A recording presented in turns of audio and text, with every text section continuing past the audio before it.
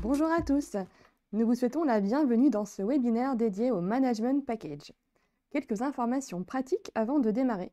Ce webinaire est enregistré et un replay vous sera envoyé dans les prochains jours. Vous pouvez poser vos questions dans l'onglet Questions et réponses. Nous y répondrons à l'issue de la présentation. Enfin, un sondage vous sera proposé juste avant la session de questions et réponses. Ce webinaire est coprésenté par Virginie Bousquenot et Robin Alain, tous deux ingénieurs patrimoniaux au CIC Nord-Ouest. Bien, bonjour à tous.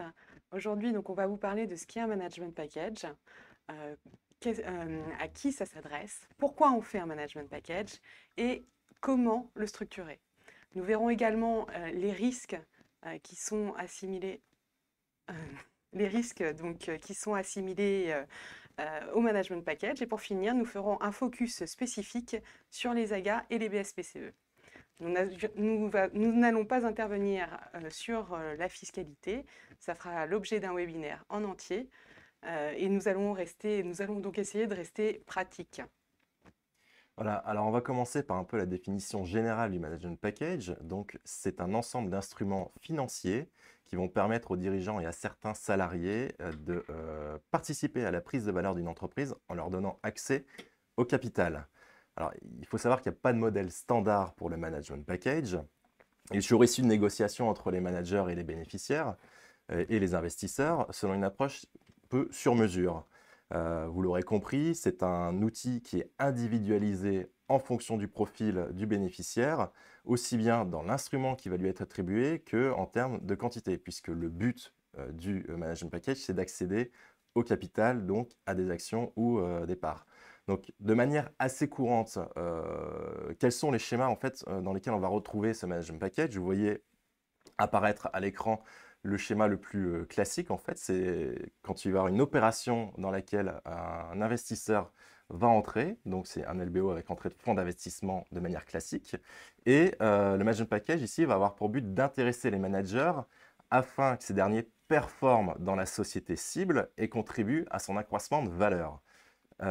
Donc sur le schéma également, vous pouvez voir apparaître une ManCo. Donc ça va être une holding de managers qui, elle, va regrouper les différents managers qui sont bénéficiaires de Management Package afin de faciliter la maîtrise des titres qui ont été souscrits par eux ou qui vont être souscrits et qui va permettre d'avoir pour les investisseurs et les associés historiques une facilité dans la prise de décision, notamment lors des AG, puisqu'on va avoir un seul interlocuteur qui est le représentant légal de la ManCo. La ManCo a aussi un intérêt en matière financière, puisque ça va permettre un emprunt au niveau de cette société-là, tout simplement pour accroître le montant de son investissement dans la NewCo ou la société cible. Donc il y a d'autres schémas, bien évidemment, dans lesquels on va retrouver les management packages que Virginie va évoquer. Tout à fait, c'est des LBO mais pas que. On va retrouver le management package dans le cadre d'introduction en bourse, de cession à des tiers ou tout simplement l'intéressement des managers. Donc là, c'est le schéma que vous voyez sur votre droite. Vous avez la cible et les managers qui sont juste au-dessus, mais on pourrait également envisager de faire une ManCo entre le manager et la cible. Un autre exemple, donc on peut retrouver le management package dans le cadre d'une transmission de l'entreprise également aux enfants. C'est le schéma qui est sur votre gauche. Dans ce cas, les fondateurs vont apporter les titres de la cible à une holding de famille dans lesquelles vont se trouver les enfants, les parents.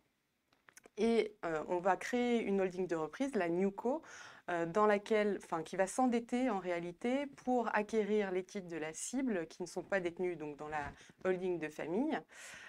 Et dans une troisième étape, on va retrouver donc les managers qui vont investir dans la NewCo via soit une ManCo ou directement.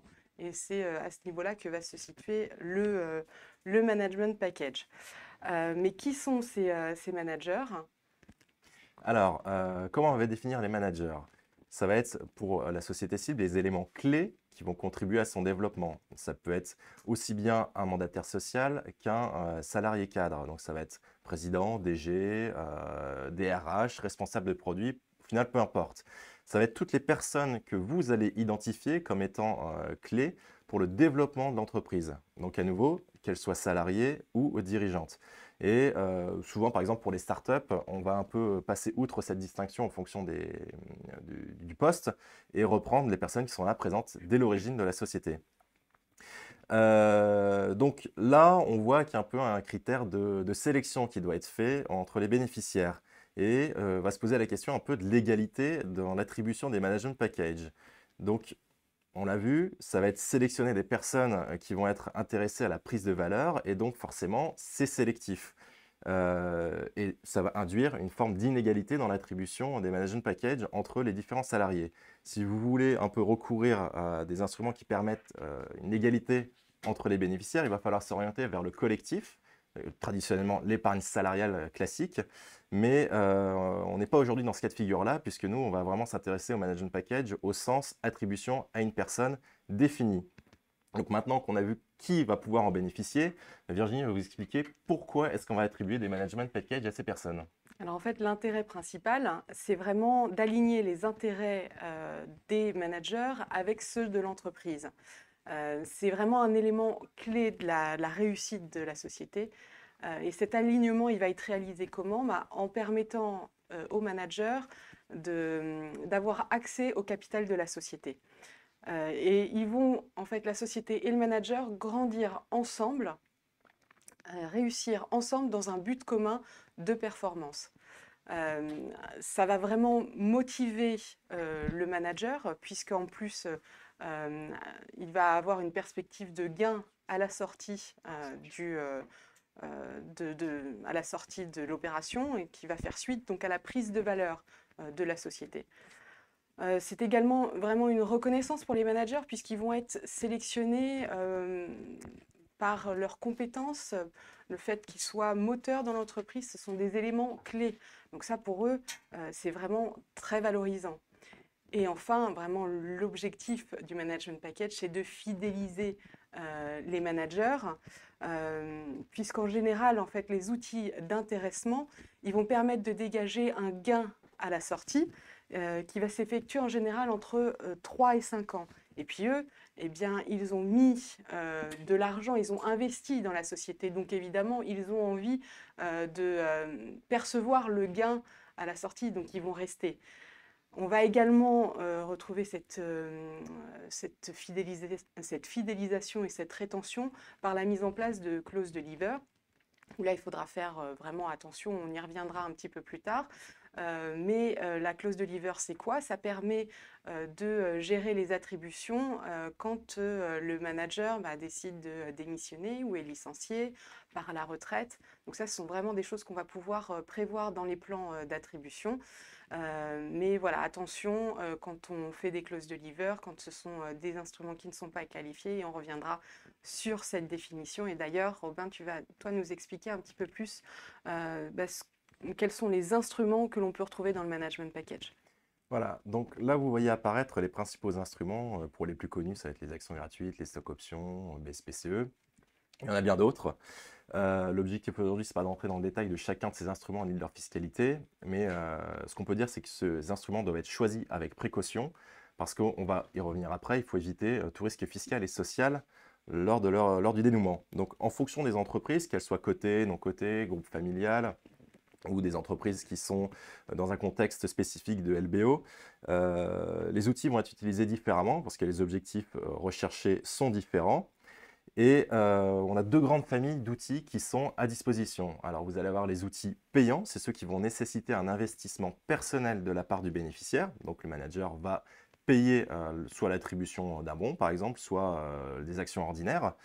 Donc ça va leur permettre de participer à la création d'entreprise, mais ils vont aussi supporter un risque qui est inhérent à tout investissement, qui est le risque de perte.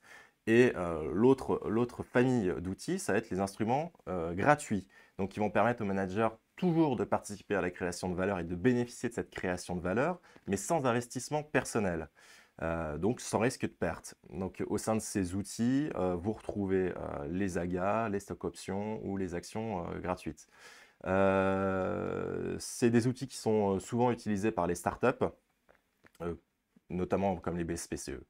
Donc en pratique, les entreprises, elles ont tendance au final à mélanger ces différents outils parce qu'un management package n'est pas rigide, c'est assez flexible, de façon à permettre aux managers toujours de bénéficier de la création de valeur, mais en leur faisant supporter un risque maîtrisé aux côtés des autres actionnaires. On revient sur la notion d'alignement des intérêts entre investisseurs et bénéficiaires. Donc, il y a des opérations où les managers vont investir aux côtés d'investisseurs classiques, type fonds d'investissement. Et donc, une partie des instruments vont être communes. Souvent, ça va être la souscription d'actions ordinaires. Et l'autre partie du management package, elle sera différente en fonction du profil. Les fonds d'investissement, eux, vont s'orienter vers des outils de dette, alors que les managers, eux, vont recevoir les instruments qu'on évoque aujourd'hui, type actions gratuites ou BSPCE. Donc, au-delà de cette attribution qui est différente en fonction du profil, il y a aussi un critère d'attribution qui va se faire au niveau de chaque manager, puisque tous ne vont pas recevoir la même chose. C'est vraiment en fonction de votre propre libre arbitre. Et les outils peuvent être attribués différemment entre les managers, aussi bien en quantité qu'en fonction des instruments. Et donc, c'est vraiment à vous de fixer les critères d'attribution. Donc, en pratique du management package, il y a différentes tendances qui se dégagent, Virginie. Oui, tout à fait. Donc, on a vraiment, on rencontre très souvent les AGA et les actions de préférence, les deux couplés ensemble. Pourquoi? Donc, ce sont des attributions gratuites d'actions de préférence qui vont permettre de moduler les droits de vote et les droits à dividendes. Soit on va pouvoir supprimer ce droit de vote, supprimer le droit à dividende, ou à l'inverse, multiplier le droit de vote, prévoir un droit de vote prioritaire. Et dans ce cadre-là, ça va être très utilisé pour les managers, puisqu'il y a cette souplesse et notamment les fonds d'investissement, ils vont être plus en... voilà, les investisseurs, ça va leur permettre de pouvoir moduler les actions de préférence. Maintenant, on va pouvoir également retrouver des BSPCE qui sont très utilisés sur les entreprises qui sont plus jeunes. Et à l'inverse, on ne va plus trop retrouver de stock option. Pourquoi? Parce que la fiscalité, maintenant, elle est assez... elle est peu avantageuse et puis c'est un cadre quand même très restreint, donc beaucoup moins de stock option. Il va falloir que vous posiez des questions spécifiques quand vous allez mettre en place ce management package et notamment quel est le prix de cet instrument à la fois pour le bénéficiaire, pour la société aussi. Est-ce que la société elle va avoir suffisamment de trésorerie? Pour les attributions gratuites d'actions, par exemple, l'attribution elle est gratuite pour le bénéficiaire, mais pas du tout pour la société. Donc, est-ce que la société elle va pouvoir émettre de nouvelles actions ou alors est-ce qu'elle dispose d'un pool de titres disponibles qu'elle détient en autocontrôle?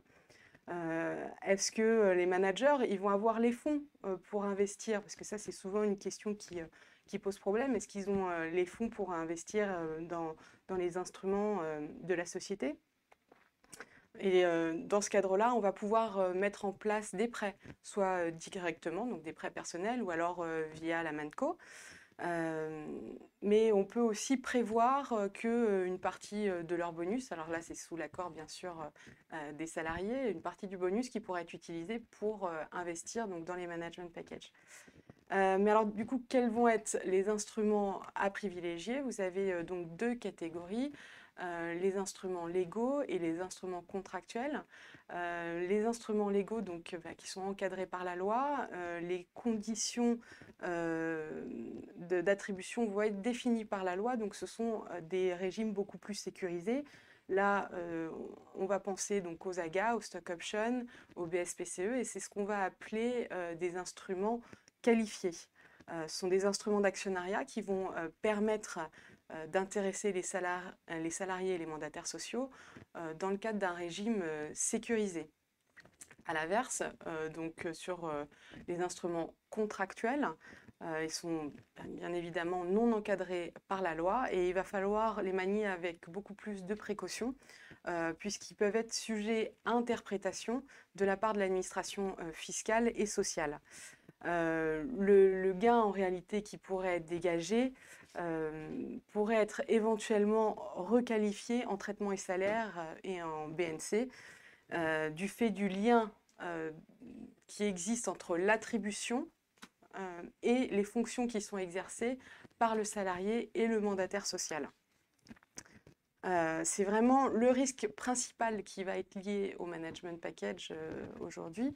Et ça a été notamment réaffirmé dans 3 décisions du Conseil d'État qui sont venues modifier la grille de lecture des risques qui sont associés au management package.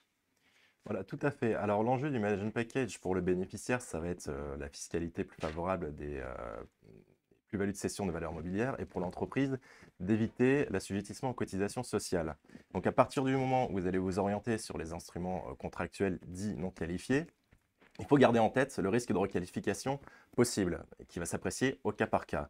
Donc, dans les jurisprudences évoquées par Virginie, le Conseil d'État lui est venu réaffirmer le critère de requalification et avec un principe directeur qui sera d'analyser au cas par cas si l'avantage consenti au manager trouve essentiellement sa source dans l'exercice par l'intéressé de ses fonctions de dirigeant ou de salarié. C'est-à-dire que le gain, en fait, il y aura requalification quand le gain peut être regardé comme acquis non à raison des qualités d'investisseur du cédant, mais en contrepartie de ses fonctions. Pour reformuler ça, vous évitez tout risque de requalification quand le gain est réalisé par un investisseur lambda qui va céder à un tiers un élément de son patrimoine et qui va générer une plus-value. Alors, là, ici, la jurisprudence du Conseil d'État, elle, ne prend plus en compte l'aléa financier, qui était toujours un critère majeur en termes de requalification dans le cas des management packages. C'est des considérations qui sont susceptibles d'évoluer, bien évidemment, en fonction de la jurisprudence fiscale et sociale. Mais là, aujourd'hui, on a un critère directeur qui est fixé. Alors, pourquoi est-ce qu'on continue d'évoquer les instruments non qualifiés, notamment les BSA? C'est parce que peut-être vous-même, à titre personnel, vous avez été bénéficiaire de BSA auparavant et le plan va finir par se dénouer un jour ou l'autre. Et les problématiques de requalification, elles, vont ressurgir. Le risque, il est très important. N'hésitez pas à vous rapprocher de vos conseils pour sécuriser l'aspect fiscal, voire même éventuellement faire une demande de rescrit auprès de l'administration fiscale.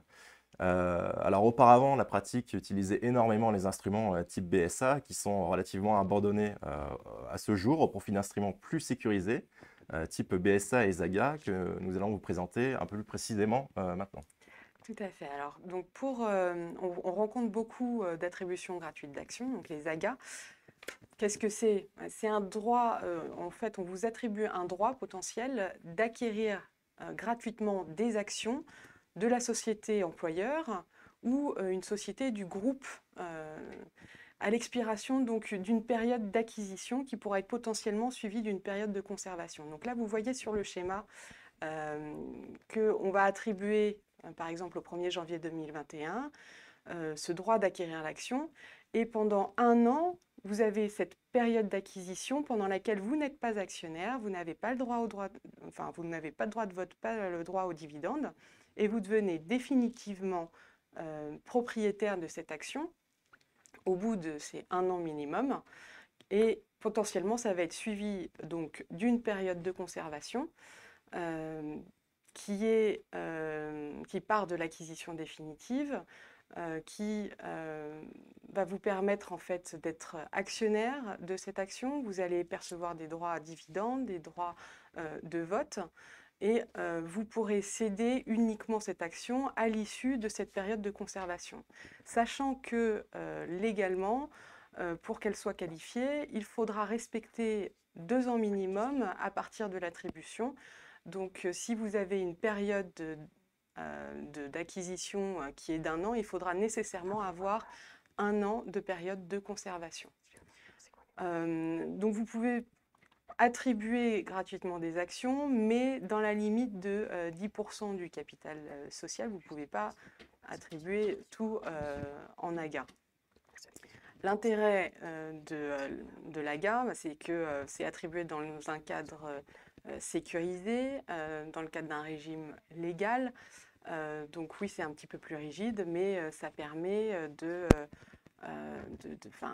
ça permet un cadre vraiment sécurisé. Donc par rapport au redressement, vous êtes plus sécurisé. Voilà. Un autre avantage, c'est que c'est gratuit pour le bénéficiaire. Alors, il n'a pas d'investissement à faire, mais c'est pour l'employeur. Il y a la possibilité également d'acquérir des actions ordinaires, mais aussi des actions de préférence, comme je l'ai mentionné précédemment. Par ailleurs, donc, les AGA sont incessibles tant que vous ne les avez pas acquis définitivement. Vous pouvez également prévoir des conditions de performance dans le cadre de l'attribution. Donc, vous attribuez uniquement en fonction des résultats de la société ou des résultats individuels ou encore de la performance boursière. Et puis aussi, l'avantage, c'est que vous pouvez prévoir d'attribuer ces AGA uniquement aux dirigeants. Donc là, c'est quand vous êtes dans une société qui n'est pas cotée. Et ça va être... ça ne sera pas le cas, par contre, si vous avez une société cotée. Là, il faudra prévoir d'attribuer collectivement, si vous voulez attribuer aux dirigeants. Donc c'est pour ça qu'on va retrouver très souvent les AGA dans les management packages. Ça va combiner vraiment sécurité et attractivité fiscale et sociale. Donc un autre instrument qui va être très souvent utilisé sont les BSPCE. Tout à fait. Alors le BSPCE, lui, ça va être un bon qui va être attribué à un bénéficiaire, alors qu'il soit salarié ou dirigeant soumis au régime fiscal des salariés, ce qui va lui permettre de souscrire à des titres du capital à un prix qui sera définitivement fixé lors de l'attribution du bon. Alors c'est très utilisé dans les startups et les jeunes entreprises parce que vous voyez que l'un des critères, l'une des conditions légales pour permettre d'attribuer ces bons, c'est que la société ait moins de 15 ans. Et ça s'adresse plus à des sociétés qui ont un capital qui est encore concentré, puisque celui-ci doit être détenu à plus de 25% par des personnes physiques ou par des personnes morales qui sont elles-mêmes détenues à 75% par des personnes physiques. Donc ici, au niveau des intérêts, on retrouve bien évidemment des similarités avec les AGA, puisque bon, c'est sécurisé, c'est encadré, on peut fixer des conditions de performance. Mais là où il y a une différence, c'est que le bon, lui, est par nature payant, mais peut éventuellement être rendu gratuit. Donc on retombe sur les problématiques et questions qu'on a évoquées précédemment, savoir s'il y a un investissement personnel du bénéficiaire qui est nécessaire ou pas. Et l'autre intérêt du BSPCE, c'est que celui-ci peut être rendu incessible durant une période d'exercice qui peut être librement déterminée. Et enfin, au niveau de la fiscalité, c'est quand même beaucoup plus simple pour le bénéficiaire puisqu'il y aura un seul gain qui sera fiscalisé, c'est-à-dire simplement la différence entre la valeur des actions au jour de leur cession et du prix de souscription payé lors de l'exercice du bon. Voilà, donc on vous avait présenté, on a fait un petit focus sur les deux instruments en final les plus répandus à ce jour. Et maintenant, on va insister un peu sur les points de vigilance en matière de structuration du management package. Donc l'un des principaux, ça va être le pacte d'actionnaires ou d'associés, qui a pour principal intérêt, ça va être d'organiser l'actionnariat de la société d'exploitation, de la ManCo, on rappelle la holding des managers, ou éventuellement de la NewCo, la holding de reprise. Donc quand il y a des opérations qui impliquent des management packages, ça va supposer la mise en place des structures sociétaires qu'on vient d'évoquer, NewCo, ManCo. Et pour assurer la pérennité de l'opération, il va falloir un peu organiser les relations entre les différents associés. Et ces relations, elles, vont être définies dans le pacte d'actionnaires qui va prévoir différents mécanismes de sécurisation du capital. Donc ça va être des clauses d'antidilution, des clauses qui organisent la liquidité des titres, l'agrément en matière de cession ou droit de préemption. Il y a beaucoup de clauses possibles. Donc l'intérêt de ce pacte-là, en fait, ça va être d'empêcher que les titres soient cédés à des tiers et donc sécuriser le capital. L'autre intérêt, c'est que si vous avez une ManCo qui est présente, vous allez pouvoir réaliser un pacte spécifique à cette ManCo qui sera isolé de celui de la société d'exploitation ou de la holding de reprise et donc prévoir un périmètre et des clauses qui sont totalement différentes car adaptées à l'objectif de chacune de ces sociétés. Alors, l'autre intérêt du pacte, ça va être un peu d'organiser, de forcer la fidélité des managers, puisque les actionnaires, eux, ne sont pas à l'abri d'un départ des éléments clés de la société. Et comme c'est eux, au final, qui connaissent la bonne gestion de l'entreprise, bah, à leur départ, ça peut compromettre aussi bien la pérennité de l'entreprise que de l'investissement des actionnaires. Donc, on a vu se développer en pratique ce qu'on appelle les clauses de levers. Virginie vous en a parlé précédemment. Et dans le cadre des management packages, ces clauses vont conditionner l'efficacité de l'instrument, notamment en termes de valorisation, à la présence du bénéficiaire dans l'entreprise à un moment donné. Et donc, on va définir les conditions de sortie de ce manager qui vont être qualifiées de bonnes, donc good, ou de mauvaises, bad levers, pour reprendre les termes de la pratique. Et pour ce dernier exemple, donc le bad levers, traditionnellement, ça va être la démission du manager avant l'expiration d'une certaine durée, ou encore un licenciement pour faute. Il y a une attention particulière qui doit être portée à la rédaction du pacte qui va inclure les clauses de levers parce qu'elles sont nécessairement liées au contrat de travail du bénéficiaire, du management package. Donc, on l'a vu précédemment, quand on est dans ce cas de figure, il y a un risque très important de requalification, si ce n'est automatique, en termes de fiscalité du gain. Il ne faut pas hésiter à vous faire accompagner à nouveau et éventuellement de faire auditer le risque social du management package qui va incorporer des clauses de levers simplement. Alors, idéalement, il faudrait supprimer l'essentiel des liens contractuels entre l'instrument et le bénéficiaire, mais c'est inapplicable parce que ça reviendrait à supprimer beaucoup de clauses, type notamment les levers, les clauses d'incessibilité, les clauses de non-concurrence, ou encore celles qui vont indexer le management package sur les performances personnelles du manager. Donc, ça va offrir qu'une sécurité partielle aux entreprises concernées. L'efficacité du management package, on l'a toujours vu, ça nécessite un alignement des intérêts des dirigeants et actionnaires. Et donc, cet alignement d'intérêts va être nécessairement lié à la présence de ce genre de clauses et donc de les indexer au final sur le contrat de travail du bénéficiaire. Alors, la pratique, elle va finir par s'adapter. Donc dans la rédaction des management packages, et ou simplement recourir à des instruments qualifiés type BSPCE AGA qui, eux, peuvent prévoir de manière légale, au final, une clause de levers, parce que ces instruments sont nécessairement attribués à des salariés. Donc l'autre point aussi qui est fondamental dans la structuration d'un management package, ça va être de prévoir l'aspect financier. Parce que, Virginie l'a simplement évoqué précédemment, il faut garder en tête que ce financement doit être prévu, puisque lors de l'attribution du management package, au final, ça va être le manager à titre personnel qui va supporter le coût, ou alors ça va être la société qui, elle, va le supporter. C'est notamment dans le cas d'attribution d'instruments gratuits.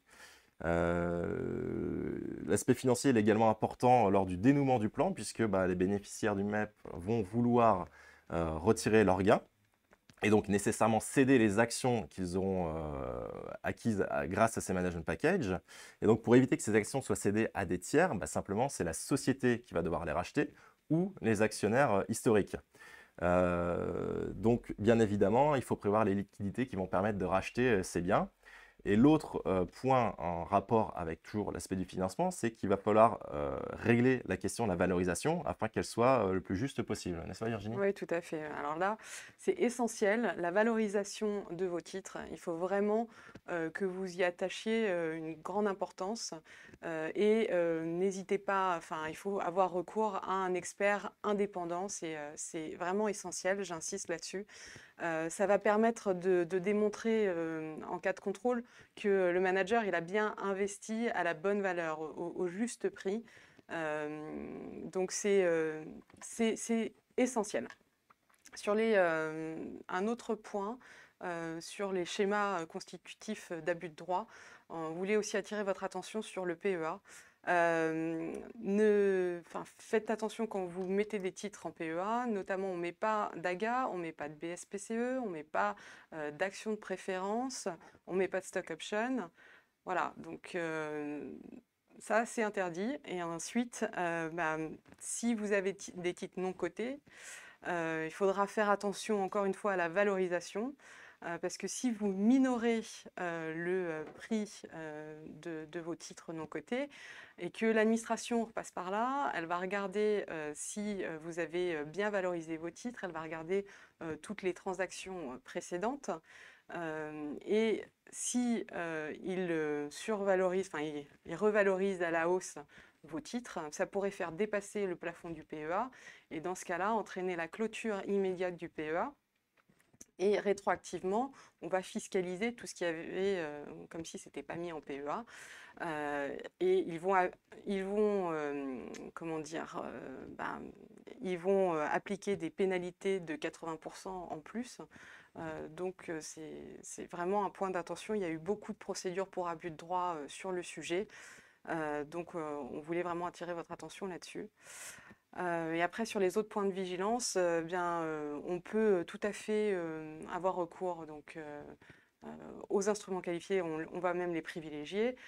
Si vous faites de l'instrument non qualifié, c'est tout à fait possible aussi, mais là, attention à ce qu'il n'y ait pas de lien avec le contrat de travail ou le mandat social.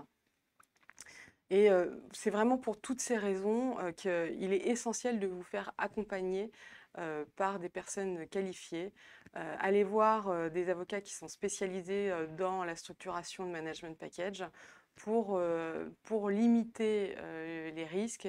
Et puis, il ne faut pas faire n'importe quoi, n'importe comment, surtout pour le management package, parce que c'est vraiment dans le radar fiscal et social. C'est un super outil, ça va vraiment permettre de fidéliser vos managers et de les attirer aussi. Donc, ayez recours au management package, mais avec attention et avec des gens, en vous aidant de personnes compétentes. Voilà, donc on vous remercie pour votre attention.